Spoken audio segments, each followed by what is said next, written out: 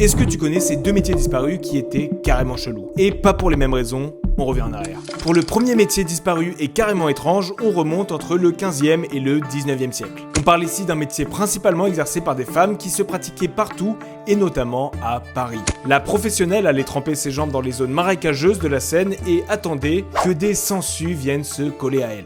Ouais, c'est dégueu. Alors, aucun délire chelou là-dedans, mais bien un travail, celui de loueuse de sangsues. Ces femmes les louaient ensuite aux médecins et aux pharmaciens qui s'en servaient à l'époque pour traiter beaucoup de maladies. Attention, c'était pas simple comme métier, il y avait des techniques pour être plus efficace, mais aussi un timing à respecter. Sortir trop tôt de l'eau, c'était prendre le risque que les sangsues se décrochent, mais sortir trop tard, c'était prendre le risque de s'évanouir à force de perdre du sang. Finalement, avec les progrès de la médecine, ce métier a fini par disparaître. Le deuxième métier disparu et étrange et plus récent. Il date de la première moitié du XXe siècle. En fait, avec le développement de l'aviation, le corps militaire doit s'adapter et on voit apparaître ces gens à l'allure un peu chelou. On appelle ça un détecteur acoustique d'avion et il servait à repérer l'aviation ennemie ou encore l'origine de tirs d'artillerie. Au début, on fixait directement ces énormes cornets acoustiques sur la tête de l'opérateur, puis le procédé s'est modernisé avec des récepteurs paraboliques et des systèmes de transmission du son. Et franchement, moi, ça me donne surtout envie de hurler dedans. Ce métier fut très utile pendant la Première Guerre mondiale notamment,